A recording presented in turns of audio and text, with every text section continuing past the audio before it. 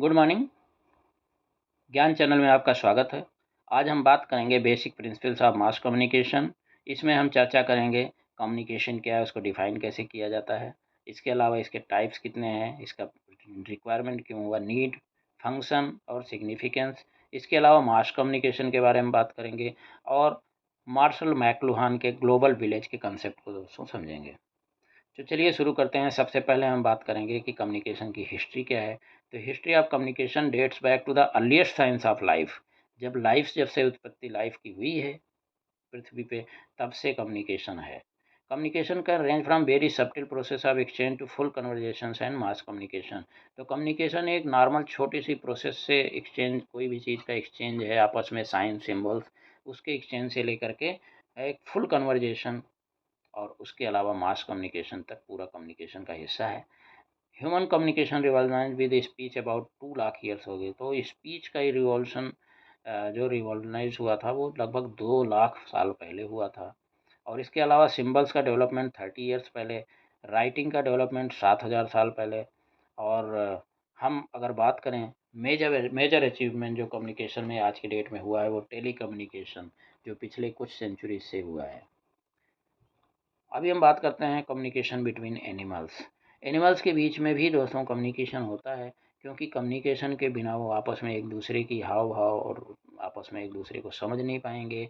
और वो उनकी खुद की जो है क्राइसिस में आ जाएंगे कि उनकी खुद की जो स्पेसीज़ है वो खुद ही सीज हो जाएगी। क्योंकि जब तक आपस में बातचीत, आपस में उनके बीच में कम्युनिकेशन नहीं होगा, तब तक वो अपने आगे अपने आप को, अपनी प्रजाति के विकास भी नहीं कर पाएंगे। क्योंकि जब तक सेक्सुअल एक्टिविटी नहीं होगी उनके बीच में, तब तक वो अपनी प्रजाति को आगे बढ़ा नहीं सकते हैं।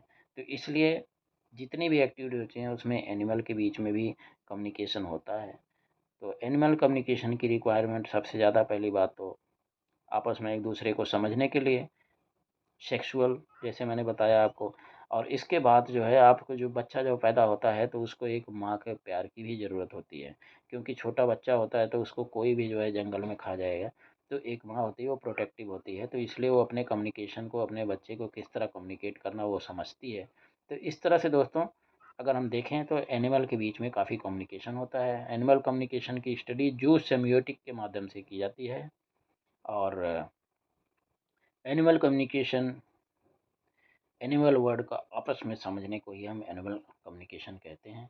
और आज जो है पिछले काफ़ी समय से जब इंसानों के बीच में कम्युनिकेशन की काफ़ी डेवलपमेंट हो गया, उसके बाद दोस्तों इन्होंने एनिमल कम्युनिकेशन के ऊपर काफ़ी जोर दिया। और आज इंसान भी एनिमल से अच्छी तरह से तरह तरह के एक्शंस करके और आपस में जो है कम्युनिकेट कर लेते हैं, उनकी भाषा को समझ लेते हैं। तो इसके ऊपर काफ़ी तेज़ी से काम चल रहा है। अभी हम ह्यूमंस के बीच में अगर बात करें तो सबसे पहले स्पीच की बात करते हैं। तो स्पीच सबसे पुराना कम्युनिकेशन है ह्यूमंस में।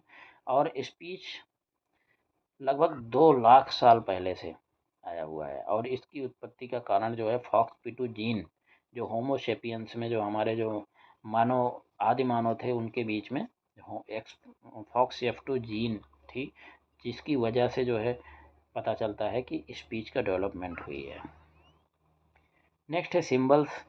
सिम्बल्स दोस्तों, अगर स्पीच इम्परफेक्ट है या स्पीच जो है क्या है कि एक पर्टिकुलर कम्युनिटी के बीच में रहती है, हर जगह भाषा बदलती रहती है, तो अगर आप दूसरे की भाषा नहीं समझ सकते हैं तो सिम्बल्स का डेवलपमेंट इसीलिए हुआ कि आपस में अगर भाषा एक दो बोल रहा है, दूसरा को उसकी भाषा समझ में नहीं आ रही है, तो फिर वो क्या, धीरे धीरे डेवलपमेंट हुआ सिम्बल्स का। तो सिम्बल से एक दूसरे भाव भंगिमाओं से धीरे धीरे लोगों को एक दूसरे की बातों में समझने में काफ़ी मदद मिली। केव पेंटिंग्स लगभग 30,000 साल पहले से केव पेंटिंग BC 30,000 BC से केव पेंटिंग हमारे उसमें हिस्ट्री में आया है कि तब जो है लगभग केव पेंटिंग का डेवलपमेंट हुआ था। और सबसे ओल्डेस्ट नोन जो केव पेंटिंग है वो चौवेट केव है, वो लगभग 30,000 साल पुरानी है BC से। इसके अलावा पेट्रोग्लिफ्स। पेट्रोग्लिफ्स का मतलब होता है कि रॉक सरफेस के अंदर कार्विंग करना, रॉक सरफेस के अंदर खोद करके और कोई चीज़ बनाना, पत्थर के ऊपर, चट्टान के ऊपर खुदाई करके जो बनाते हैं उसको पेट्रोग्लिफ बोला जाता है। इसमें भी काफ़ी जो पेट्रोग्लिफ्स मिले हैं वो लगभग जो है बताते हैं कि ये 20,000 साल से लगभग जो है होमो सेपियन से शुरू किया था। और फुल जो है केव पेंटिंग के अंदर इन्होंने जब डेवलप किया था तो उसको लगभग 10,000 वर्ष में, तो 10,000 से 20,000 के बीच में पेट्रोग्लिफ्स होता था, रॉक कार्विंग। और उसके बाद 10,000 के बाद जो है केव पेंटिंग्स स्टार्ट हो गया था। तो पिक्टोग्राम्स जो होता है वो symbol represent object, activity, place या इवेंट जो है इल्यूजन के माध्यम से, मतलब एक पिक्चर्स के माध्यम से जो है रिप्रेजेंट किया जाता है। तो ये लगभग जो है 9000 बीसी में लगभग इसको देखा गया, और ये 6000 से 5000 बीसी के बीच में बहुत ही ज़्यादा प्रचलित था। और इसी वजह से क्यूनिफॉर्म और हीरोग्लिफ्स का भी काफ़ी ज़्यादा डेवलपमेंट हुआ। अभी हम आइडियोग्राम की अगर बात करें तो ये पिक्टोग्राम से ही आइडियोग्राम का डेवलपमेंट हुआ है। पिक्टोग्राम में रिप्रेजेंटेशन जैसे कोई आइडिया का कुछ सिंबल से रिप्रेजेंट कर देते हैं, लेकिन सिंबल से जो है वो आइडिया एक्चुअल क्या है वो नहीं पता चलती थी। एग्जाम्पल के तौर पे अगर हम माने तो सन बना देते थे पिक्टोग्राम में। तो सन का मतलब क्या है कि वो हीट प्रोड्यूस करता है, लाइट प्रोड्यूस करता है, दिन और रात पैदा करता है, उसको भगवान का दर्जा दिया गया है, ये सब चीज़ें नहीं पता चलती थी। तो आइडियोग्राम के माध्यम से उसको एक रिस्पेक्ट और इस तरह से बनाया गया जैसे एक आदमी जो है सन बना करके उसके सामने हाथ जोड़ करके दिखाएंगे तो इसका मतलब वो उनकी पूजा कर रहा है, तो उनके लिए वो भगवान है। तो इस तरह से दोस्तों अलग अलग सिंबल्स और साइंस बनाए गए, तो आइडियोग्राम का इस तरह से डेवलपमेंट हुआ। अमेरिका में, नेटिव अमेरिका में जो कैलिफोर्निया में बहुत ही फेमस पहले था, सैडनेस दिखाने के लिए दोस्तों उसमें आई के साथ जो है टीयर बनाया जाता था। राइटिंग लगभग 2600 बीसी, 26 सेंचुरी बीसी से सुमेरियन कोनिफॉर्म स्क्रिप्ट जो सबसे पुरानी मानी जाती है, तो यहाँ से दोस्तों राइटिंग का हम डेवलपमेंट हुआ है। उसके बाद से धीरे धीरे आगे बढ़ता ही गया। अभी हम अल्फ़ाबेट्स की अगर हम बात करें तो अल्फ़ाबेट्स कब आए, तो first pure alphabet emerge around 2000 BC, 2000 BC में लगभग जो है प्योर अल्फ़ाबेट आए थे। एंशियंट इजिप्ट में, मिस्र में, पुराने पूर्व मिस्र में। और इजिप्टियन राइटिंग जो है लगभग 22 हीरोग्लिफ्स का होता था।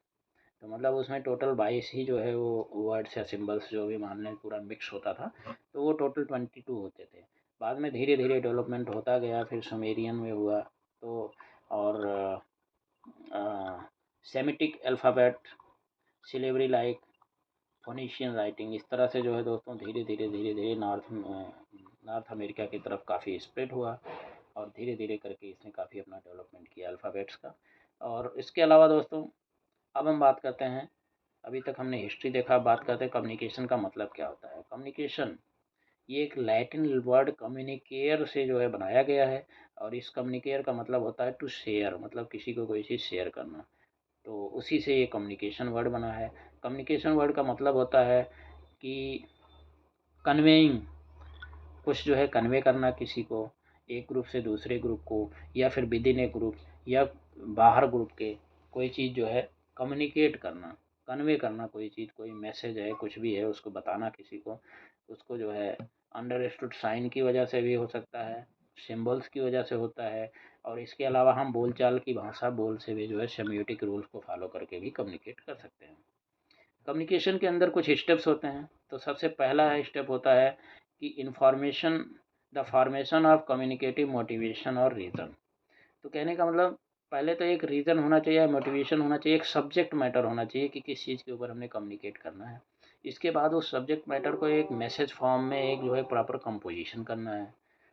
उसके बाद जो है उसको इनकोड करना है कि ताकि वो हम जिस माध्यम से उसको भेजना चाहते हैं उस माध्यम से वो जा सके। उसके बाद फिर उसके अलावा एक जो है चैनल की रिक्वायरमेंट पड़ेगी, मतलब एक माध्यम की ज़रूरत पड़ेगी।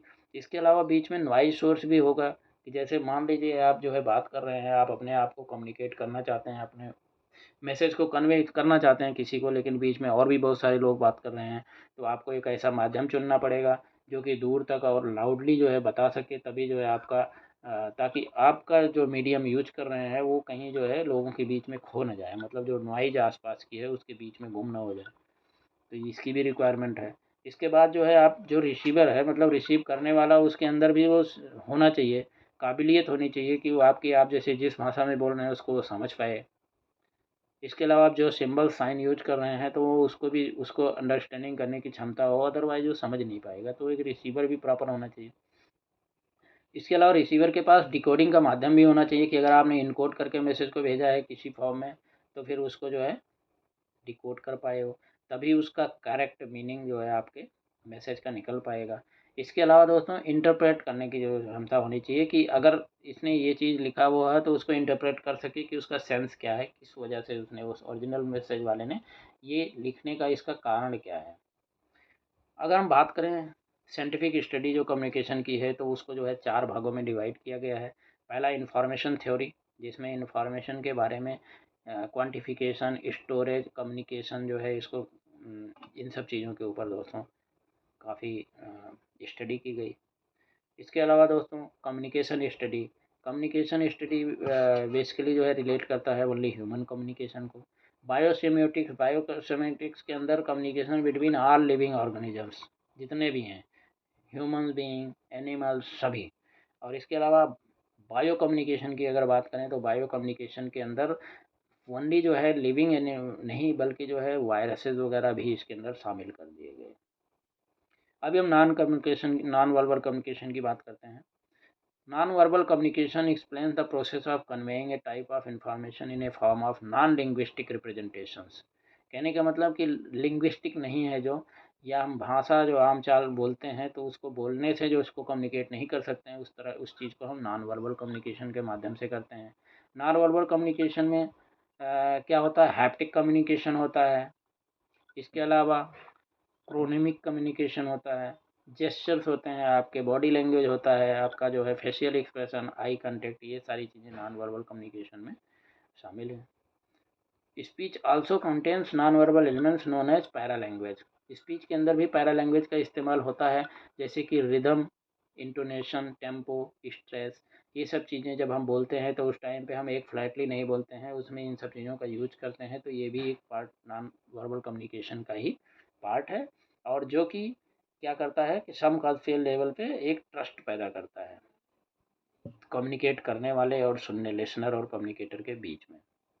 तो नॉन वर्बल कम्युनिकेशन और वर्बल कम्युनिकेशन में फ़र्क यही होता है। इसमें बिहेवियर को भी जो है समझा जाता है कि दूसरे का एटीट्यूड क्या है, उसकी फीलिंग क्या है। तो ये सारी चीज़ें जो है जो नॉन वर्बल में समझी जाती हैं, जबकि वर्बल में ओनली खाली मैसेज जो है, कंटेंट है बस प्योर फॉर्म में, उसी को दोस्तों वर्बल कम्युनिकेशन कहा जाता है। तो इसलिए नॉन वर्बल कम्युनिकेशन का बहुत ही ज़्यादा इम्पोर्टेंस है कम्युनिकेशन में, और इसको एक यूनिवर्सल लैंग्वेज सिस्टम की तरह से बोल सकते हैं। आप जैसे स्माइल करेंगे तो वर्ल्ड का कोई भी लैंग्वेज, आप किसी की भाषा को नहीं भी समझते हैं, स्माइल करेंगे तो शो करेगा कि ये खुश है। क्राई करेंगे तो वो दुखी का दिखाई पड़ेगा। इसके अलावा किसी को कुछ पॉइंट कर रहे हैं, किसी को पकड़ेंगे, कैरेस करेंगे। तो ये सारी चीज़ें दोस्तों सभी, हर पूरे वर्ल्ड के किसी भी प्रजाति हो, कोई भी हो, सभी लोग समझते हैं इन सब चीज़ों को। वर्बल कम्युनिकेशन की अगर हम बात करेंगे तो वर्बल कम्युनिकेशन क्या है, स्पोकन या written conveyance of a message है। Human language can be defined as system of symbols and grammar rules. तो इससे जो है ग्रामर रूल की वजह से जो है हम वर्बल कम्युनिकेशन करते हैं। इसमें बहुत तरह तरह की लैंग्वेजेस का इस्तेमाल किया जाता है, और लैंग्वेज सिम्बॉलिक हो सकती हैं, और लैंग्वेज का प्रॉपर्टीज़ भी कुछ जो है एक सेट ऑफ रूल से गवर्न होने चाहिए। जैसे वोवेल कंसोनेंट्स वगैरह का यूज होता है, सिमेंटिक रूल और सिंटैक्टिक रूल और grammatic rules, program pragmatic rule, ये सारे के सारे रूल्स जो है आपको लैंग्वेज के अंदर होने चाहिए। और sign language of the word, American sign language जैसे है, they are considered to be verbal communication because their sign vocabulary, grammar and other linguistic structures abide by all necessary classification as spoken language. तो दोस्तों जो sign language हैं, तो जैसे American sign language है कि इनको जो है वर्बल कम्युनिकेशन में हो रहा है, क्योंकि इनकी वोकेबलरी, ग्रामर और जितने भी लिंग्विस्टिक स्ट्रक्चर हैं वो सारे के सारे जो वर्बल कम्युनिकेशन के जो रूल्स हैं उनको फॉलो करते हैं। अभी कम्युनिकेशन प्रोसेस की अगर हम बात करें तो ये क्या है कि कम्युनिकेशन प्रोसेस एक प्रोसेस है, मैसेज, किसी कोई मैसेज है तो उसको डिफरेंट मीडिया से भेजने के का एक प्रोसेस है। और कम्युनिकेशन में वर्बल भी हो सकता है, नॉन वर्बल भी हो सकता है। वर्बल आप अगर कुछ बोल करके खाली भेज रहे हैं तो वर्बल होगा। अदरवाइज अगर जो है आप अपने जेस्चर्स, मतलब एक बॉडी लैंग्वेज सब दिखाना चाहते हैं, थ्रू वीडियो भेज रहे हैं, तो वो नॉन वर्बल कम्युनिकेशन में भी शामिल हो जाएगा। तो इसको आइडिया, जेस्चर, एक्शन, इनको सबको ट्रांसमिट हम कर सकते हैं। तो कम्युनिकेशन के बहुत सारे डेफिनेशन हैं, लेकिन किसी एक डेफिनेशन पे कोई इसको एक्सेप्ट नहीं करता। इसमें बहुत सारे डेफिनेशन अलग अलग हैं, लोगों की अलग अलग सोच, उसी तरह से अलग अलग डेफिनेशन है। कम्युनिकेशन का कुछ जो डेफिनेशन है, जैसे ऑक्सफोर्ड डिक्शनरी डिस्क्राइब करता है, द ट्रांसफ़र और कन्वेइंग ऑफ मीनिंग को कम्युनिकेशन बोलता है। ट्रांसफ़र ऑफ स्टिमुलाई को जो है कोलिन चेरी ने बोला है। वन माइंड अफेक्टिंग अदर, इस तरह से बोला है कम्युनिकेशन का डेफिनेशन क्लॉड शैनन ने। तो इस तरह से दोस्तों लोगों के अलग अलग सोच हैं, बट बेसिकली बात यही है कि कम्युनिकेशन का मतलब है कि आपने, एक आदमी ने अपनी जो भी बात कहना चाहता है कंटेंट को दूसरे आदमी तक पहुंचा दिया और उसने समझ लिया, तो वो कम्युनिकेशन उनके बीच में हो गया।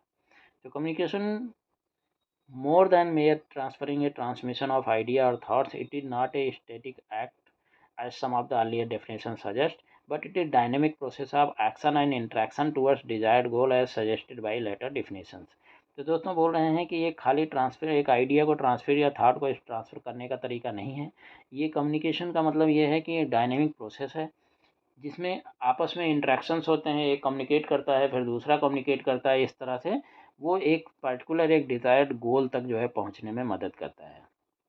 तो हम ये बोल सकते हैं communication is therefore a process of sharing और exchange of ideas, information, knowledge, attitude और feeling among two or more persons through certain signs and symbols.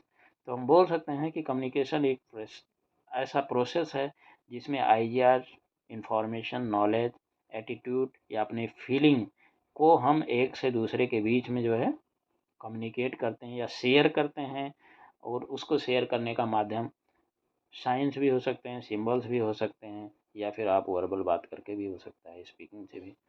तो कम्युनिकेशन में जो है क्या क्या प्रोसेस होते हैं और इनके क्या एलिमेंट्स होते हैं, हम इसके ऊपर बात करेंगे। कम्युनिकेशन के अंदर बोल रहे हैं कि एक सेंडर होना चाहिए, इसके अलावा एक मैसेज कंटेंट होना चाहिए कि जो चीज़ भेजना है, सेंड करना है। फिर एक चैनल होना चाहिए, मीन्स एक ट्रांसफर मीडियम होना चाहिए। इसके अलावा एक रिसीवर होना चाहिए जो कि रिसीव कर सके, और साथ में एक फीडबैक का सिस्टम होना चाहिए कि रिसीवर से सेंडर को पता चल जाए कि जो उसने भेजा था वो उसको समझ लिया उसने और उसको रिसीव हो गया या उसने सुन लिया है। तो अगर हम सेंडर या सोर्स की बात करें, तो communicator is the source of communication which begins communication process by transmitting information to the receiver. Encoding the message, whether written or oral, is a process that requires 4 separate steps. जो message को encode भी करना, उसमें तो ये communication में total जो process ये सेंडर के पास जो सोर्स पे बनेगा, वो मैसेज को पहले बात फॉर्मुलेट द मैसेज, इसमें जो है थॉट्स उसके हैं उसको वर्ड्स में डालना। इसके बाद pass the message through many psychological और इंटरनल कम्युनिकेशन बैरियर्स, हम आपस में इंटरनल अपना अंदर ही कम्युनिकेट करते हैं कि हाँ ठीक है, अभी ये सही है, इसको बोलना चाहिए, आगे भेजना चाहिए। फिर उसके बाद उसको इनकोड करना प्रॉपर तरीके से, कि ताकि वो जो मीडियम है जिसके थ्रू हम भेज रहे हैं वो पहुँच जाए, और अगला जो हमारा रिसीवर है उसको समझ में भी आ जाए, वो उसको डिकोड कर पाए। इसके अलावा जो है ट्रांसमिटिंग द मैसेज, उसको हम चाहे ओरल में या रिटन फॉर्म में जो ट्रांसमिट कर रहे हैं वो होना चाहिए। तो ये सोर्स या सेंडर के पास जो है ये 3-4 प्रोसेस होती है, वो करना पड़ता है। Good communicator immediately becomes receiver and prepare to accept feedback for verification of message delivery.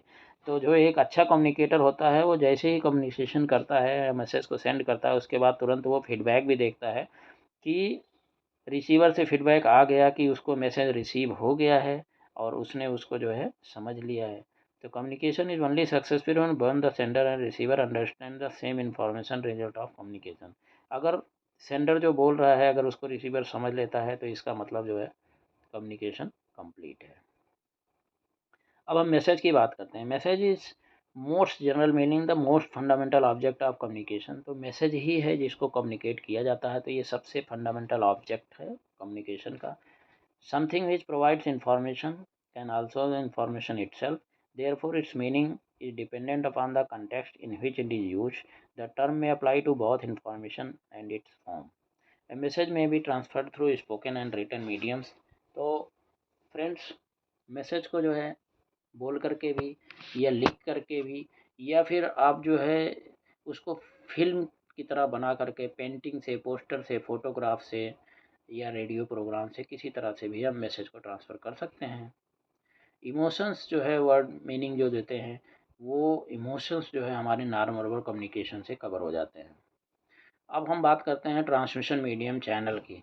तो ट्रांसमिशन मीडियम जो है, मैसेज जब कन्वे किए जाते हैं थ्रू चैनल, तो इसमें चाहे वो फेस टू फेस मीटिंग हो, वर्बल कम्युनिकेशन हो रहा हो, टेलीफोन से हो, या वीडियो कॉन्फ्रेंसिंग हो, या रिटन में हो, तो इसमें लेटर्स भी हो सकते हैं, ईमेल्स भी हो सकते हैं, मोमोज होते हैं और रिपोर्ट्स होते हैं। तो ये डिफरेंट जो है, जो तरह के जो मैसेज हैं, उनको एक जगह से दूसरी जगह भेजने के लिए जो हम मीडियम यूज़ करते हैं उसको हम चैनल कहते हैं। तो different channels have different strengths and weaknesses. तो जितने भी तरह के चैनल होते हैं उनमें कुछ स्ट्रेंथ भी होता है, कुछ वीकनेस भी होते हैं। तो transmission medium is a pathway by which the message flows. It is vehicle that carries the message from sender to the receiver and back. The medium can be electric, written, verbal or non-verbal. अभी हम receiver की बात करते हैं। Receiver the element in communication process that interprets the message and it's meaning. तो message को जो है रिसीव करता है रिसीवर, और इसकी मीनिंग को इंटरप्रेट करके निकालता है। Only when the receiver has understood the message का ट्रू कम्युनिकेशन टेक प्लेस। जब तक रिसीवर उसको एक्चुअल मीनिंग को नहीं समझ पाता है, तब तक आपका समझिए कि कम्युनिकेशन कंप्लीट नहीं है। Receiver also goes through the internal process of incoming message का जो इंटरनल प्रोसेस होता है उसके थ्रू जाता रहता है, setup process. Upon obtaining message receiver डिकोड्स it through assimilation and interpretation and receiving process is made up of the following step: receive, decode, filter and interpret. तो दोस्तों, रिसीवर के पास रिसीविंग प्रोसेस में ये चार चीज़ें होती हैं: मैसेज को रिसीव करना, उसको डिकोड करना जो भी इनकोडिंग की गई है, फिर उसके बाद फ़िल्टर करके उसमें से जो चीज़ें ठीक से नहीं सुनाई पड़ी उसको निकालना, करेक्ट करना, और उसके बाद उसको इंटरप्रेट करना। To decode a message effectively the sender and receiver must be communicating the same language. तो सेम लैंग्वेज में अगर कम्युनिकेट करेंगे तभी हम उसको सही तरह से समझ सकते हैं। सबसे इम्पॉर्टेंट इसमें दोस्तों कम्युनिकेशन में फीडबैक आता है। Perhaps the greatest cause of ineffective communication is failure of the sender to request feedback from the receiver. जब तक रिसीवर ने फीडबैक सेंडर को नहीं दे दिया कि उसको मैसेज रिसीव हो गया, कन्वे हो गया या नहीं हो गया, तब तक कम्युनिकेशन को कंप्लीट नहीं माना जाता। तो फीडबैक जो है, it complete the Sanders process by verifying that meaning has not change. और ये जो है रिटर्न फॉर्म में जैसे चाहिए वैसे ही जो है कंप्लीट का कंप्लीट पहुंच गया है। इसके बाद हम इनकोडिंग डिकोडिंग की बात करते हैं। This is process of transferring the information you want to communicate into form that can be send correctly and decoded at the other end. तो जब कोई मैसेज को हम भेजते हैं तो उसको हम इनकोडिंग करते हैं ताकि वो करेक्ट एक फॉर्म होता है, जो सेम फॉर्म रिसीवर के पास भी अवेलेबल होता है, ताकि वो मैसेज को सेम टू सेम जो है उसको बाद में डिकोड करके करेक्ट मैसेज को निकाल सके, और उसके बाद उसका इंटरप्रिटेशन करके करेक्ट मैसेज जो है, ओरिजिनल जो मैसेज जो सेंडर ने भेजा वो मिल सके। तो ये डिकोडिंग का प्रोसेस कहा जाता है। इसके अलावा दोस्त में हमें इससे पहले भी बात किया नॉइस के बारे में। It is an interruption that can creep in at any point of the communication process and make it ineffective. तो नॉइज कभी कभी क्या होता है, पुअर कम्युनिकेशन चैनल की वजह से, बहुत सारी चीज़ों की वजह से, या बाहर आसपास के वातावरण की नॉइज की वजह से ये हमारे कम्युनिकेशन के अंदर बाधा पहुंचाती है, तो इसको हम नॉइज करते हैं। For smooth and effective communication it is necessary to eliminate और reduce noise as far as possible. अगर हम इफेक्टिव कम्युनिकेशन करना चाहते हैं तो नॉइज का लेवल बहुत ही कम होना चाहिए। अब हम बात करेंगे काइंड्स ऑफ कम्युनिकेशन। कम्युनिकेशन के प्रकार क्या होते हैं। तो सबसे पहले इंट्रापर्सनल कम्युनिकेशन। इंट्रापर्सनल का मतलब कि पर्सन के अंदर अंदर जो है, मतलब कि वो खुद का communication. As every time an individual does something और speaks he hears is first within himself. जब हम कोई चीज़ बोलते हैं, जैसे अभी हम बात कर रहे हैं, तो हमारे अंदर पहले हमारा दिमाग भी सुन रहा है कि हम क्या बोल रहे हैं, और उसको समझ रहा है कि हाँ ठीक है, जो हम कन्वे करना चाहते हैं हमारे मुंह से वही चीज़ निकल रही है। Just like that intrapersonal communication language use और thought internal to the communicator. तो अंदर अंदर जो हमारे प्रोसेस चलता है दिमाग के अंदर अंदर ही, उसको इंट्रापर्सनल कम्युनिकेशन कहते हैं। द इंडिविजुअल बिकम्स हिज और her own sender and receiver, providing feedback to him और her self on ongoing internal process. It can be useful to envision intrapersonal communication occurring in the mind of the individual. His model contains a sender, receiver and feedback loop. तो ये पूरा का पूरा हमारे दिमाग के अंदर दोस्तों चल रहा होता है। नेक्स्ट है interpersonal communication. Interpersonal communication designed by communication scholars numerous ways, though most definition involving participants who are interdependent on one another have a shared history. तो हम दोस्तों इसमें इंटरपर्सनल में मतलब दो बीच लोगों के बीच में या दो से अधिक लोगों के बीच में जो कम्युनिकेशन होता है उसको हम इंटरपर्सनल कम्युनिकेशन कहते हैं। इसके दो तरह कैटेगरीज हैं, डायरेक्ट चैनल ऑफ कम्युनिकेशन और इनडायरेक्ट चैनल ऑफ कम्युनिकेशन। अब हम बात करते हैं ग्रुप कम्युनिकेशन की। ग्रुप कम्युनिकेशन का मतलब ये है कि group communication examine the most effective ways of communicating and interacting within social and work groups, as it provides a opportunity for direct interaction among the members of the group, which help in bringing about changes in attitude and beliefs and offers a clear understanding. तो group communication occurs among 3 or more persons। तो दोस्तों अगर हम आपस में दो आदमी बात करेंगे तो इंटरपर्सनल हो सकता है, बट ग्रुप कम्युनिकेशन उसको तभी कहा जाएगा जब 3 या उससे ज़्यादा लोग उसमें इन्वॉल्व होंगे। 3 general categories have been identified as critical to successful group communication. 3 general categories हैं successful communication: commitment, members integrity and leadership qualities. इसके अलावा communication, discussion, listening and facilitation और organisation, setting a ground rule for communication decision making. तो ये 3 चीज़ें दोस्तों, commitment, communication और organisation, एक ग्रुप कम्युनिकेशन को सक्सेसफुल होने के लिए बहुत ज़रूरी है। अब हम बात करते हैं मास कम्युनिकेशन की। तो mass communication is the term use to describe the academic study of various means by which individuals and entities relay information to large segments of the population at once through mass media. अगर हम एक large gathering को एक साथ ही communicate कर रहे हैं, उनको अपना मैसेज कन्वे कर रहे हैं, तो उसको हम मास कम्युनिकेशन कहते हैं। It is usually understanding relate to newspaper and magazine publishing, radio, television and film. हम न्यूज़पेपर को, मैगजीन को, रेडियो, टेलीविज़न और फिल्म्स को हम बोल सकते हैं कि ये मास कम्युनिकेशन का माध्यम है। ये न्यूज़ और एडवर्टीज़मेंट में भी यूज किए जाते हैं। अब हम कम्युनिकेशन के फंक्शन के बारे में बात करते हैं तो एक रिटोरिकल अप्रोच बोला जाता है, एक नीड बेस्ड अप्रोच बोला जाता है। तो रिटोरिकल अप्रोच में दोस्तों information, education, persuasion, motivation, instruction, raising moral, advice, warning, ये सब रिटोरिकल अप्रोच में आते हैं कम्युनिकेशन के। और नीड बेस्ड अप्रोच में फिजिकल, आइडेंटिटी और सोशल आते हैं। अभी हम बात करते हैं कम्युनिकेशन की आवश्यकता क्या है। तो communication needed for survival, survival के लिए कम्युनिकेशन की ज़रूरत है। As living organism grow in numbers and evolve, so did the need to communicate for perception, for procreation and recreation, alert and warn of impending risks and dangers, to find new sources of food, to establish territoriality and sovereignty। तो दोस्तों जैसे जैसे जैसे लोगों के बीच में आपस में एक दूसरे को जानना और समझना और मास बढ़ना शुरू हुआ, तो उसमें एक दूसरे को समझना, बताना, कोई चीज़ वार्निंग देना, कोई चीज़ अलर्ट करना कि क्या रिस्क है, क्या आगे डेंजर है। तो इन सब चीज़ों के लिए धीरे धीरे कम्युनिकेशन का इस्तेमाल होना शुरू हुआ। इसके अलावा नए सोर्सेज ऑफ फूड और उसके बाद टेरिटोरियलिटी इस्टेब्लिश करने के लिए भी कम्युनिकेशन का इस्तेमाल हुआ। As sexuality developed, it became necessary to find partners and to communicate once eligibility to. तो हम सेक्सुअलिटी के लिए हमने सही पार्टनर का चुनाव करने के लिए, उसकी एलिजिबिलिटी को समझने के लिए भी आपस में कम्युनिकेशन किया गया। Interspecies as well as interspecies communication help growth, survival, dominance, diversity and evolution. तो दोस्तों ये सारी चीज़ें जो है कम्युनिकेशन की आवश्यकताएँ हैं। As larger groups, communication becomes important to establish and maintain territoriality and geographical limitations oblique dominance, to conquer new lands, new areas, adapt to these new regions, development and exchange of culture, knowledge and so on। तो communication की requirement दोस्तों mass level पे इस तरह से है।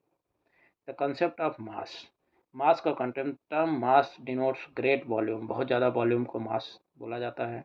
Range, बहुत बड़े रेंज को या बहुत बड़े एक्सटेंड को। तो it is important to point out about mass is not that given number of individuals receive the products, but rather that individuals are available in principle to a plurality of recipients. The term mass suggests that the recipients of media products constitute a vast sea of passive, undifferentiated individuals. This is an image associated with some earlier critics of mass culture and mass society, which generally assume that the development of mass communication has had a largely negative impact on modern social life, creating a kind of bland and homogeneous culture which contains individuals without challenging them।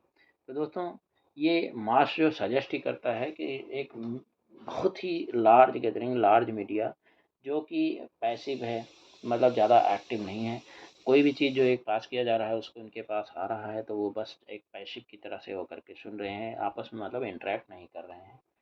इसलिए बहुत सारे critics ने जब कभी कोई चीज़ को लोग जो है एकदम एक सुनते हैं तो उसको मास कल्चर बोलते हैं, भेड़ चाल बोला जाता है कि एक ने बोल दिया तो सारे के सारे चल दिए, मतलब उन्होंने अपना एक्टिव दिमाग का इस्तेमाल करके उसके ऊपर क्वेश्चन नहीं किया, और मास सोसाइटी भी बोला जाता है।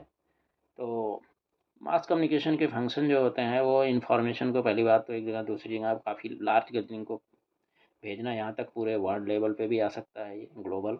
Information as a concept wears a diversity of means from every day usages to technical settings. General speaking of the concept of information is closely related to notions of constraint communication, control data, form, instruction, knowledge, meaning, mental stimulus, pattern, perception and representation. तो information का तो उसमें बहुत सारे, बहुत बड़ा है, vast चीज़ है।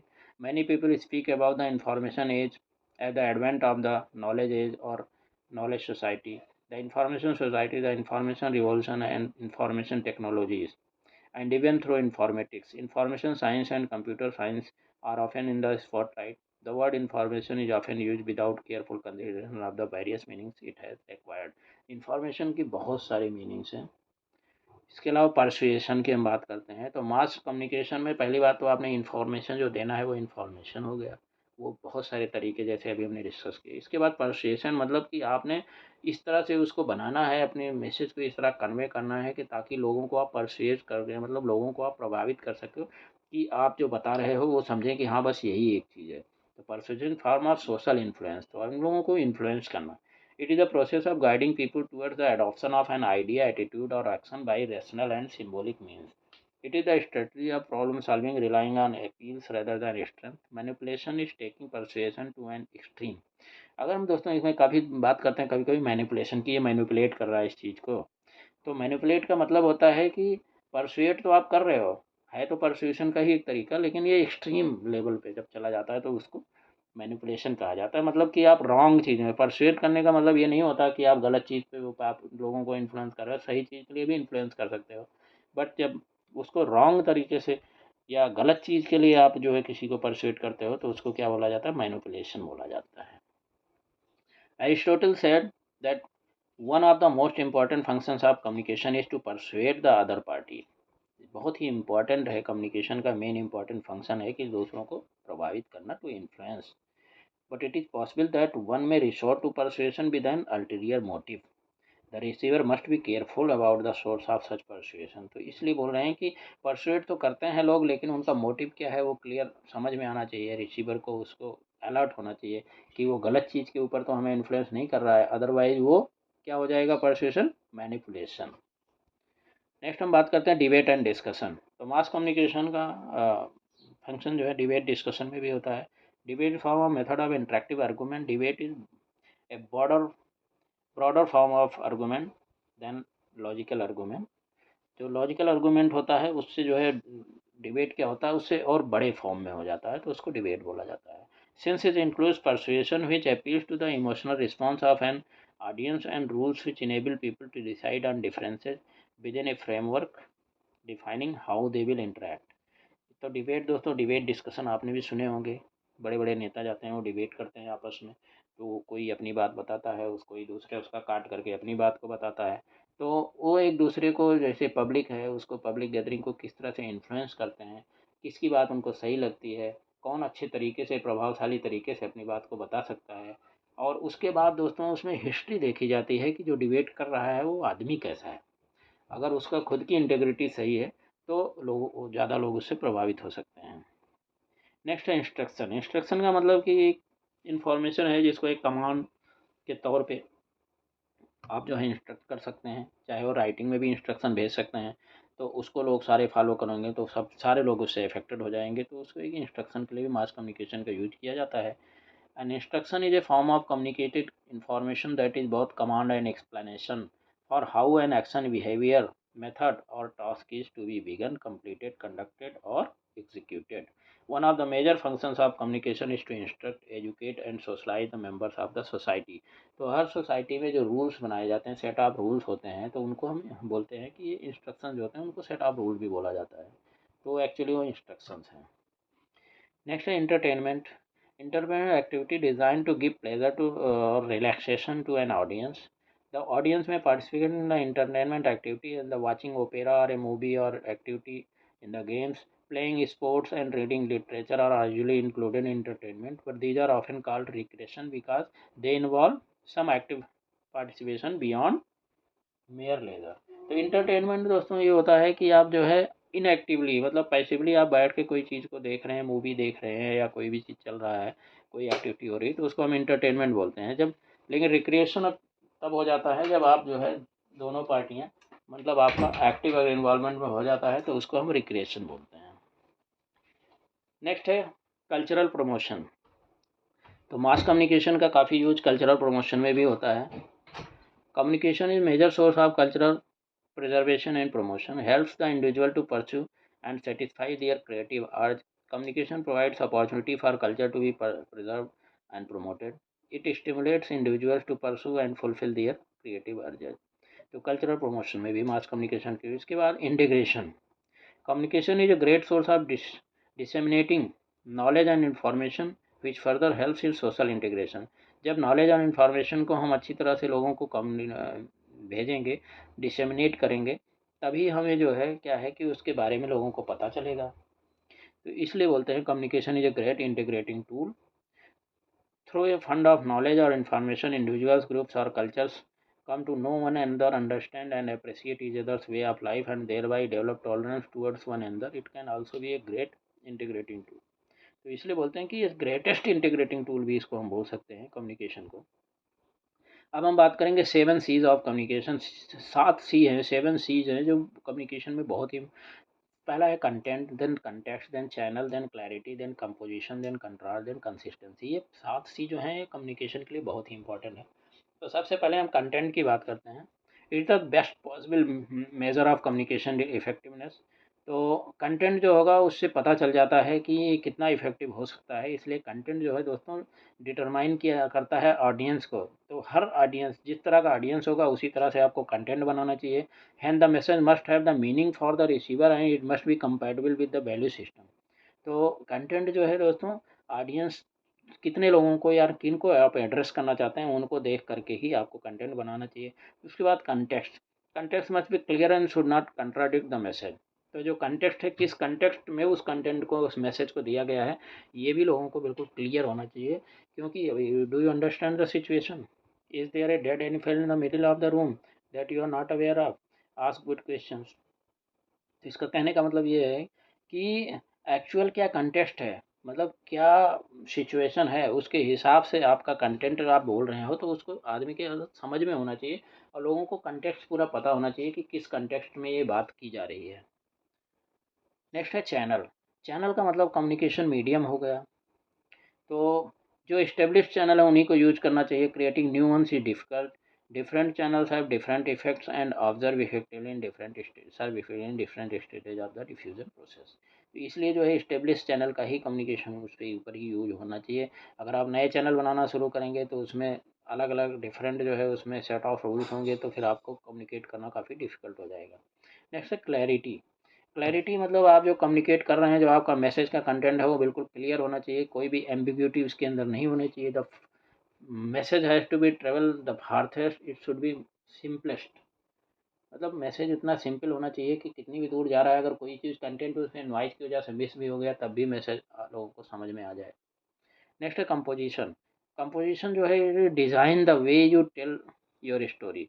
तो आप जो स्टोरी बना रहे जो कंटेंट है उसको किस तरह आप डिज़ाइन कर रहे हैं उसमें किस तरह उसको जो है आप कंपोजिशन करेंगे। कंपोजिशन वही है कि उसको आप किस तरह से जो है सीक्वेंसिंग और किस तरह से आप इंडेक्सिंग आप कैसे कैसे करेंगे जिससे आपका मैसेज बिल्कुल जो है प्रॉपर तरीके से बन सके। तो communication must break down into basic simple blocks of content. तो कंटेंट छोटे छोटे टुकड़ों में होना चाहिए। Formulate the information into clusters and groups. What patterns emerge? How can you make the information more modular? Given your goal, what is the most fundamental unit of information? How can you use index card to break down information into modules? तो ये सारी चीज़ें दोस्तों composition का हिस्सा है। आप उसको अगर सही तरीके से मॉड्यूलेट करेंगे और मॉड्यूल्स में उसको जो है अच्छी तरह से अगर वो करेंगे तो अगर आपका कोई एक हिस्सा कंटेंट का नहीं पहुंच पाया, दूसरे तक रिसीव नहीं हुआ, तो आपसे वो मांग सकता है कि ये पोर्शन से ये पोर्शन के बीच में नहीं मिला था, आप उसको आसानी से दोबारा रिसेंड भी कर सकते हैं। इसलिए कंपोजिशन बहुत अच्छी तरीके से करना चाहिए। नेक्स्ट है contrast. What are the difference that matter, use contrast to highlight them, big versus little, rough versus smooth, black versus white. जैसे हम बात करते हैं तब भी उसमें हम कंट्रास्ट का यूज करते हैं,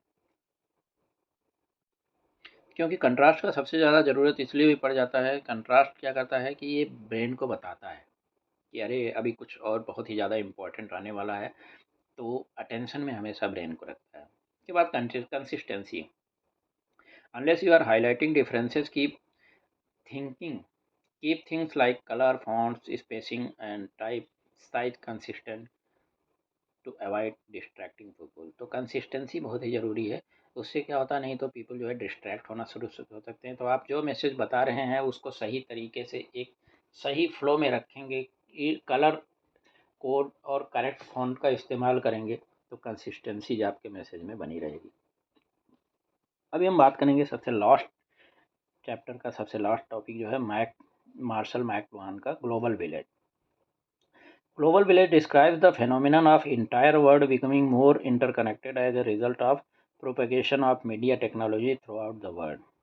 तो ये एक फिनोमिनन जो है बोला गया है कि इन पूरे वर्ल्ड में जब कोई एक मैसेज मीडिया ने जब जो है मास कम्युनिकेशन ने जो है पूरे वर्ल्ड के ऊपर जब इफेक्ट डालना शुरू कर दिया, तो उसको जो है पूरे वर्ल्ड को मार्शल मैकलुहान ने ग्लोबल विलेज का एक टर्म दिया उन्होंने। This term was coined by him in his book The Gutenberg Galaxy Making of Typographic Man 1962 में ये बुक निकली थी, और दूसरी थी अंडरस्टैंडिंग मीडिया 1964 में। तो इसमें उन्होंने ग्लोबल विलेज टर्म का कॉइन किया है, यूज किया है। Literary scholar Sue Lin Lee describes how the term global village has come to designate the dominant term of expressing a global coexistence altered by transnational commerce, migration and culture। इसके अलावा दोस्तों economic journalist Thomas Friedman ने भी इसका definition दिया है, tied together into a single globalized marketplace and village. Marshall McLuhan coined the term global in 1960s। 1960s में इन्होंने, जैसे आपको बताया अपनी बुक में, इस टर्म को पहली बार लाया था। It indicates daily production and consumption of media, image and content of global audience. तो ये बेसिकली जो है मास कम्युनिकेशन से ही रिलेटेड था। Term global village means all parts of the world as they are being brought together to the internet and other electronic communication interconnections। तो ये सारे जो है जब धीरे धीरे इंटरनेट का विस्तार हो रहा, तो उसको इन्होंने क्वाइन कर दिया कि ये ग्लोबल विलेज पूरा वर्ल्ड बन जाएगा, सारे लोग एक दूसरे के साथ कनेक्ट हो जाएंगे। तो global village, with in global village for framework individual translate into micro, meso and meso micro dynamics of their life on a daily basis। Electronic media have ability to impact individuals differently for various reasons. Before the global village, individuals tend to stay in tune with the simultaneous mode of their perception and thinking. Today, with the instant communication, the simultaneous mode of prevalent again. And through technology, the creation of social media allows people to constantly comment on each other's posts as well as creating them to share with the multimedia global world। New social media are connecting people throughout the world, and users can learn more about cultures different from their own and maintain diverse relationships। तो global village इसलिए उन्होंने coin किया कि ये सारे media, कोई भी चीज़, जैसे कोई कंटेंट भेजा जाता है तो हर तरफ से उसके रिएक्शन आते हैं, हर लोग अपने कमेंट्स देते हैं, तो इस तरह से उसमें और इम्प्रूवमेंट किया जाता है, और पूरे वर्ल्ड के लोग एक दूसरे के कौन क्या सोचता है, किसकी क्या भावनाएं हैं, वो सब समझता है। तो इसलिए बोला उन्होंने कि पूरा वर्ल्ड जो है अभी धीरे धीरे एक दूसरे के साथ कनेक्ट हो रहा है, तो ये पूरा वर्ल्ड ही एक ग्लोबल विलेज का हिस्सा बनता जा रहा है। और इसमें मीडिया का बहुत ज़्यादा योगदान है ग्लोबल विलेज कंसेप्ट में। People use technology to fit into a digital community to which they are not physically connected. हम बहुत सारी कम्युनिटीज़ होती हैं डिजिटल, उनसे कनेक्ट कर लेते हैं जिनमें एक्चुअली सोशली हम नहीं है, एक्चुअल फिजिकली हम नहीं रहते हैं। जैसे हम कहीं भी बैठे हुए हैं तो वर्ल्ड की दूसरी कंट्री या दूसरे लोग कोई भी हैं, तो उनको अगर हमें पसंद आता है तो हम उनकी कम्युनिटी में जुड़ जाते हैं, जबकि फिजिकली हम कहीं और ही बैठे रहते हैं।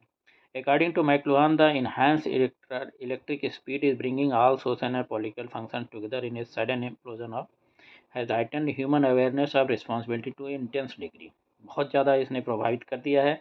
Increase speed of communication and ability to people to read about, spread and react to global news quickly enables individual to become more involved with others from various social groups and countries around the world and be more aware of our global responsibilities। तो ये mass media का ही जो है दोस्तों बहुत ही बड़ा importance है और बहुत ज़्यादा योगदान है कि उसने पूरे वर्ल्ड को एक बना दिया है और हम आज कहीं भी कोई भी एक्टिविटी होती है तो उसको तुरंत जो है हमारे पास पहुंच जाती है। एक दूसरा जो है वर्ड कॉइन किया गया ग्लोबल थिएटर।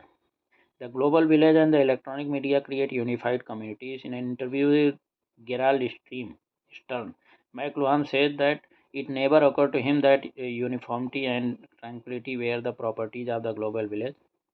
तो उन्होंने ये कहा कि ग्लोबल विलेज का ज़रूरी नहीं है कि एक यूनिफॉर्मिटी, एक ही तरह की सोच रखने वाले होने होने चाहिए लोग।